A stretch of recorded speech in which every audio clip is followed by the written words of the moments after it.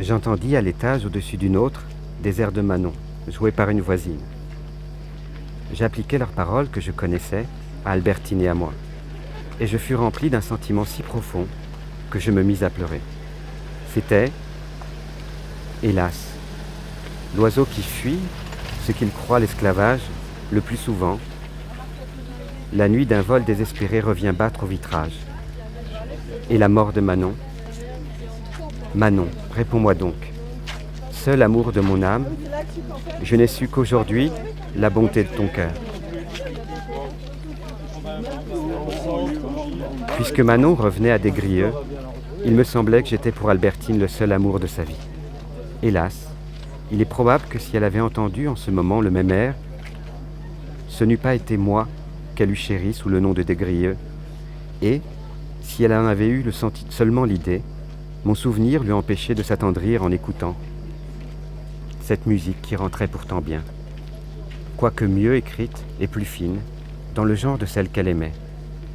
Pour moi, je n'eus pas le courage de m'abandonner à la douceur de penser qu'Albertine m'appelait « seul amour de mon âme », et avait reconnu qu'elle s'était méprise sur ce qu'elle avait cru l'esclavage.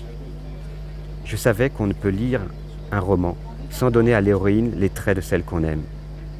Mais la fin du livre a beau être heureuse, notre amour n'a pas fait un pas de plus, et quand nous l'avons fermée, celle que nous aimons et qui est enfin venue à nous dans le roman, ne nous aime pas davantage dans la vie.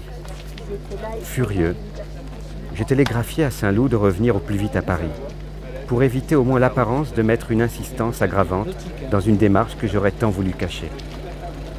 Mais avant même qu'il fût revenu selon mes instructions, c'est d'Albertine elle-même que je reçus ce télégramme. Mon ami, vous avez envoyé à votre ami Saint-Loup, à ma tante, ce qui était insensé. Mon cher ami, si vous aviez besoin de moi, pourquoi ne pas m'avoir écrit directement? J'aurais été trop heureuse de revenir. Ne recommencez plus ces démarches absurdes. J'aurais été trop heureuse de revenir. Si elle disait cela, c'est donc qu'elle regrettait d'être partie, qu'elle ne cherchait qu'un prétexte pour revenir.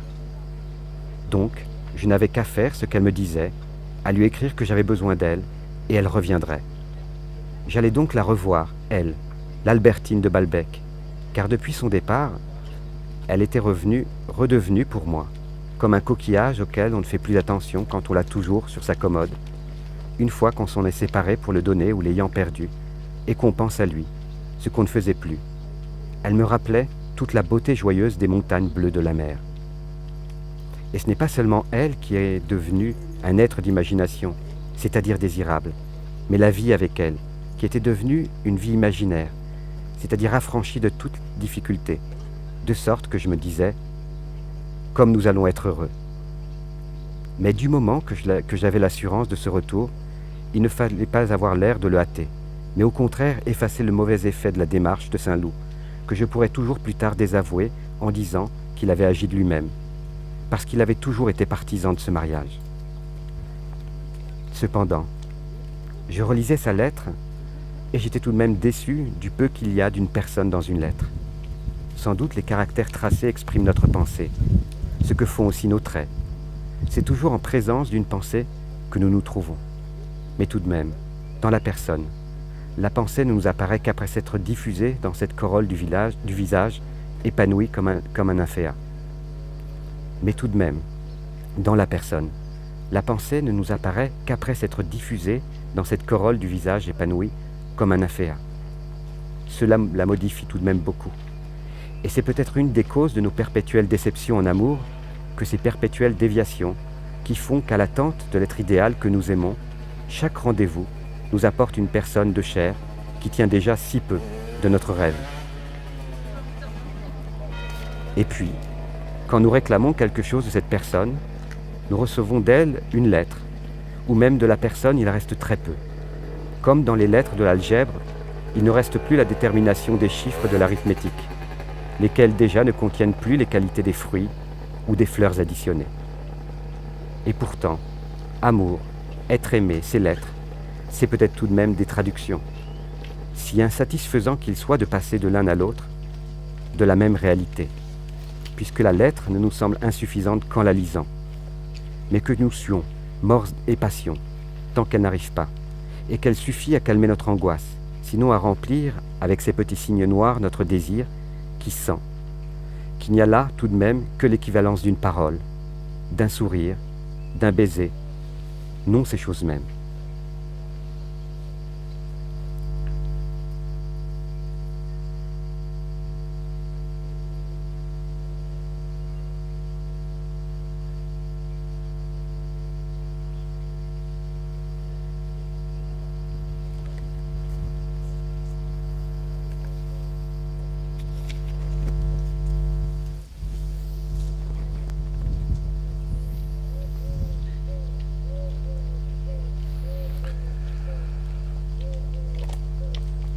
J'entendis à l'étage au-dessus d'une autre des airs de Manon, joués par une voisine.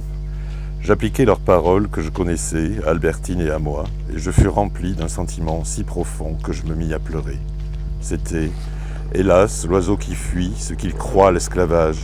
Le plus souvent, la nuit d'un vol désespéré, revient battre au vitrage. Et à la mort de Manon, Manon, réponds-moi donc, seul amour de mon âme, je n'ai su qu'aujourd'hui la bonté de ton cœur. Puisque Manon revenait à Desgrieux, il me semblait que j'étais pour Albertine le seul amour de sa vie. Hélas, il est probable que si elle avait entendu en ce moment le même air, ce n'eût pas été moi qu'elle eût chéri sous le nom Desgrieux, et si elle avait eu seulement l'idée, mon souvenir l'eût empêché de s'attendrir en écoutant cette musique qui rentrait pourtant bien, quoique mieux écrite et plus fine dans le genre de celle qu'elle aimait. Pour moi, je n'eus pas le courage de m'abandonner à la douceur de pensée qu'Albertine m'appelait « seul amour de mon âme » et avait reconnu qu'elle s'était méprise sur ce qu'elle avait cru l'esclavage. Je savais qu'on ne peut lire un roman sans donner à l'héroïne les traits de celle qu'on aime. Mais la fin du livre a beau être heureuse, notre amour n'a pas fait un pas de plus et, quand nous l'avons fermée, celle que nous aimions et qui est enfin venue à nous dans le roman, ne nous aime pas davantage dans la vie. Furieux, je télégraphiai à Saint-Loup de revenir au plus vite à Paris, pour éviter au moins l'apparence de mettre une insistance aggravante dans une démarche que j'aurais tant voulu cacher. Mais avant même qu'il ne fût, j'aurais revenu selon mes instructions, c'est d'Albertine elle-même que je reçus ce télégramme. « Mon ami, vous aviez envoyé votre ami Saint-Loup à ma tante, ce qui était insensé. Mon cher ami, si vous aviez besoin de moi, pourquoi ne pas m'avoir écrit directement ? J'aurais été trop heureuse de revenir. Ne recommencez plus ces démarches absurdes. » J'aurais été trop heureuse de revenir si elle disait cela. C'est donc qu'elle regrettait d'être partie, qu'elle ne cherchait qu'un prétexte pour revenir. Donc, je n'avais qu'à faire ce qu'elle me disait, à lui écrire, que j'avais besoin d'elle, et elle reviendrait. J'allais donc la revoir, elle, l'Albertine de Balbec, car, depuis son départ, elle était redevenue pour moi. Comme un coquillage auquel on ne fait plus attention, quand on l'a toujours sur sa commode. Une fois qu'on s'en est séparé pour le donner, ou l'ayant perdu, et qu'on pense à lui ce qu'on ne faisait plus, elle me rappelait toute la beauté joyeuse des montagnes bleues de la mer. Et ce n'est pas seulement elle qui était devenue un être d'imagination, c'est-à-dire désirable, mais la vie avec elle qui était devenue une vie imaginaire, c'est-à-dire affranchie de toute difficulté, de sorte que je me disais « comme nous allons être heureux ». Mais du moment que j'avais l'assurance de ce retour, il ne fallait pas avoir l'air de le hâter, mais au contraire effacer le mauvais effet de la démarche de Saint-Loup que je pourrais toujours plus tard désavouer en disant qu'il avait agi de lui-même, parce qu'il avait toujours été partisan de ce mariage. Cependant, je relisais sa lettre et j'étais tout de même déçu du peu qu'il y a d'une personne dans une lettre. Sans doute les caractères tracés expriment notre pensée, ce que font aussi nos traits. C'est toujours en présence d'une pensée que nous nous trouvons. Mais tout de même, dans la personne et la pensée, ne nous apparaît qu'après s'être diffusée dans cette corolle du visage épanoui comme un nymphéa. Cela la modifie tout de même beaucoup, et c'est peut-être une des causes de nos perpétuelles déceptions en amour que ces perpétuelles déviations qui font qu'à l'attente de l'être idéal que nous aimons, chaque rendez-vous nous apporte une personne de chair qui tient déjà si peu de notre rêve.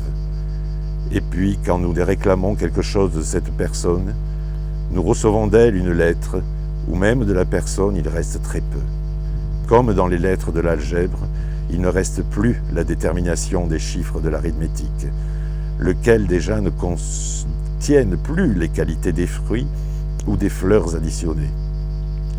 Et pourtant, amour, être aimé, ces lettres, c'est peut-être tout de même des traductions, si insatisfaisant qu'il soit de passer de l'un à l'autre, de la même réalité, puisque la lettre ne nous semble insuffisante qu'en la lisant, mais que nous suons mort et passion tant qu'elle n'arrive pas, et qu'elle suffit à calmer notre angoisse, sinon à remplir avec ces petits signes noirs notre désir qui sent qu'il n'y a là tout de même que l'équivalence d'une parole, d'un sourire, d'un baiser, non, ces choses mêmes.